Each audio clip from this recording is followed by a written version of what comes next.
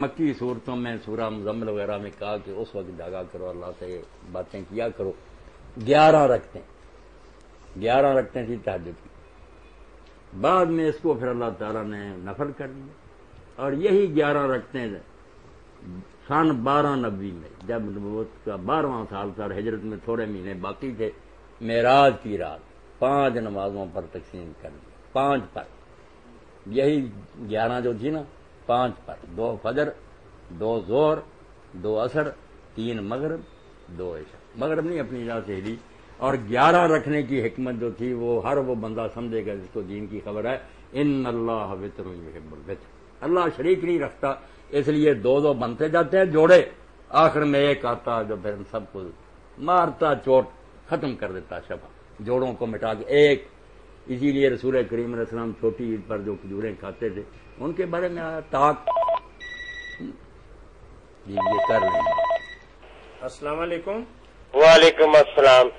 اچھا جی، اپنا قرآن پاک کی نظر میں خوشحال لوگ کون ہیں؟ کن چیزوں پہ عمل کرتے ہوئے ہم بھی ایسے لوگوں میں شامل ہو سکتے ہیں؟ قرآن کی اصطلاح میں خوشحال لوگ کون ہیں اور کون سے ایسے اعمال ہیں جو کر کے ہم بھی خوشحال بن سکتے ہیں؟ جی جی جی مولانا امین صاحب خوشحال وہی لوگ ہیں جن کے بارے میں قد افلح المؤمنون آتا کہ مومن خوشحال ہو گئے، نہار ہو گئے، کامیاب ہو گئے، بامراد ہو گئے، ان کی کھیتیاں بارآور ہو گئیں، پھل پک گئے، کوٹھیاں بھر گئیں، قد افلح المؤمن۔ آگے بتایا پھر کہ وہ شرک نہیں کرتے، زنا نہیں کرتے، نمازوں کے پابند ہوتے ہیں، زکات دیتے ہیں، وعدے پورے کر۔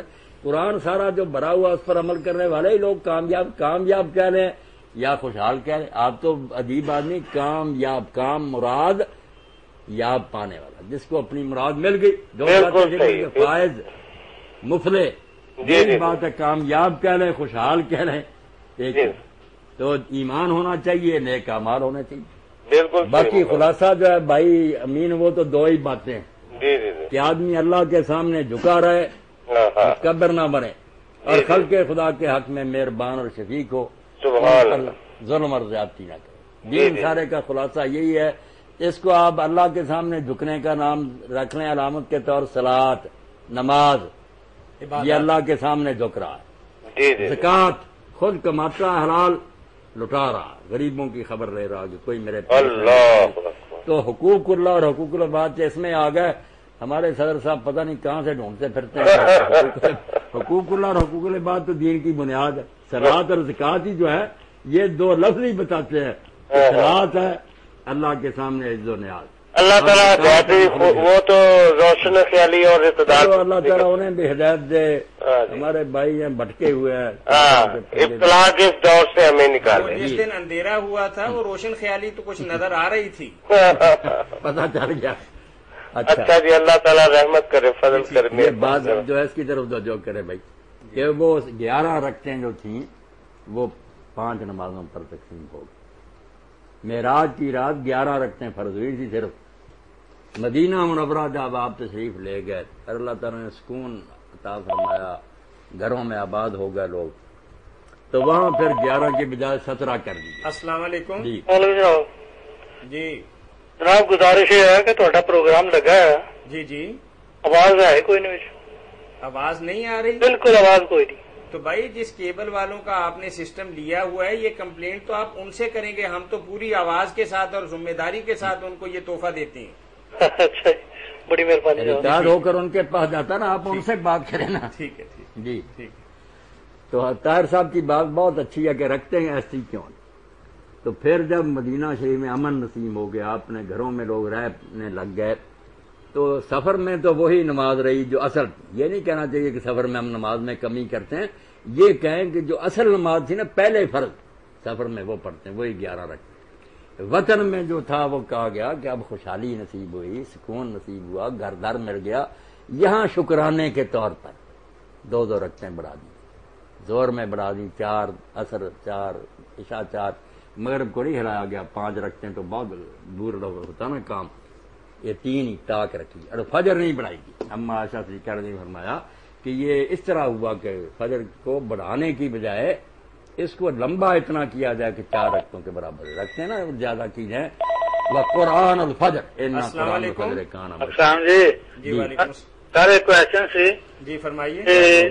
کہ بچیاں جہاں نا کن بنوانیاں جہاں جی جی وہ کی تو ہے وا اسلام کے مطلب نظریہ ہے کہ یعنی اس کو کان بندوانا اور ناک بندوانا یعنی چھدواتے جو سوراخ کرواتے ہیں، اس کی ہاں شرعی جی۔ حیثیت کیا ہے؟ ہاں کیا ایسی ہوتا ہے؟ جی مولانا۔ یہ چھدوانا تو ٹھیک ہے بھائی، بالیاں وغیرہ اور ناک میں بھی ڈالنے کے لیے چیزیں ایسا کرتی ہیں بچیاں، ناجائز نہیں۔ مصیبت تو یہ ہے کہ یہ کام مرد کرتے ہیں، بالغ بچیاں ہوتی ہیں، جی جی وہ ان کو چھوتے ہیں، یہ دین کے خلاف ہوتا نا۔ یہ کام چاہیے کچھ عورتیں جو وہ اس کی ماہر ہوں وہ چھیدا کریں اور ان سے بچیاں یہ کروائیں۔ مولانا ویسے زیادہ تر تو ہمارے ہاں رواج یہی ہے کہ انتہائی نابالغ بچیوں کے کان اور ناک چھدوائے جاتے ہیں، کیونکہ اس عمر کے اندر کوئی درد اور تکلیف نہیں ہوتی۔ چاہیے تو یہی کہ چھوٹی عمر میں بالکل بچپن میں ایسا کریں۔ 4-5 سال تک ہی میرا خیال ہے کہ بیٹیوں کا معاملہ 1-2 نپٹا سال لیتے کے اندر ہی کر دیتے ہیں زیادہ لوگ، وہی بہتر ہے۔ ہیں۔ جس یعنی طریقے سے بالغ ہونا چاہیے بچی کو، ہیں؟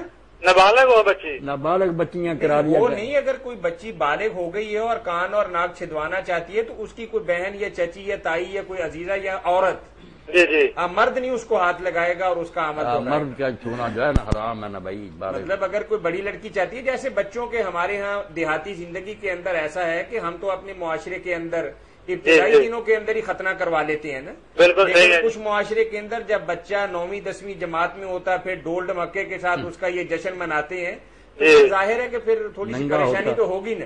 ہاں جی یہ تو وہ بات ننگا ہوتا بالغ لوگوں کے سامنے، بہت ٹھیک ہے یہی ہوتی ہے۔ اوکے جی۔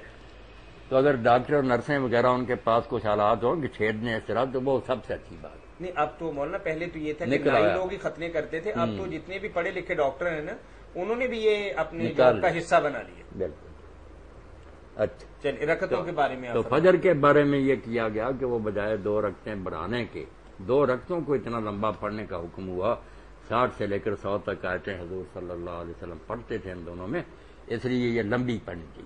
اس اور میں اللہ ان قرآن فجر کانا مشہودا، اللہ نے کہا فجر کے وقت جب اس نماز میں قرآن پڑھا جاتا ہے تو دل خوب لگتا ہے، نیند ختم ہو چکی ہوتی ہے، بڑے شوق سے آدمی پڑھتا اور سنتا، اور فرشتے بھی صبح شام کے اس وقت حاضر ہوتے ہیں۔ جی، مولانا بہت اچھی بات تو آپ نے یہ بتائی۔ 11 رکھتے ہیں اور 17 رکھتے جی ٹھیک، اس میں آپ نے بتایا کہ یہ شکرانے کے طور پر 2 رکعتیں بڑھا دی گئیں، تو اس میں کسی جگہ شاید میں نے پڑھا ہے کہ چونکہ مکہ مکرمہ کے اندر مسلمانوں کی ساری زندگی مسافرانہ تھی، کیونکہ 2 ہجرتیں پہلے حبشہ کی طرف ہو چکی تھیں اور مسلمانوں پر عرصہ حیات تنگ تھا، اور اسی حوالے سے اللہ کے نبی صلی اللہ علیہ وسلم طائف کی طرف بھی گئے اور یمن بھی جانے کا ارادہ کیا، تو چونکہ وہ چل چلائی کا دور تھا، لیکن جب مدینہ منورہ کے اندر جائے قیام مل گئی، اپنا گھر بار مل گیا، تو اللہ تعالیٰ نے نماز مکمل ہاں، اللہ کے حکم سے بڑی، مگر یہ شکرانہ، اسی لیے پچھلی 2 رکعتوں میں نا صرف سورہ فاتحہ پر ہی بس کی جاتی ہے، اور امام ابو حنیفہ رحمۃ اللہ اور کئی لوگ تو کہتے ہیں اگر فاتحہ بھی نہ پڑھے تسبیح کر لے تب بھی گزارا ہو جاتا۔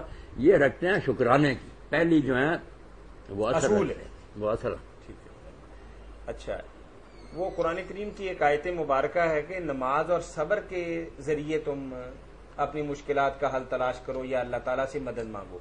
تو بھائی کا سوال یہ ہے کہ نماز کے ساتھ یعنی صبر کے ساتھ جہاد کا نہیں لفظ استعمال کیا گیا، یا حج کا یا زکوٰۃ کا لفظ استعمال نہیں کیا گیا، تو اس حوالے سے تھوڑی سی وضاحت فرما دیں کہ صبر اور نماز کا کیا چولی دامن کا ساتھ ہے؟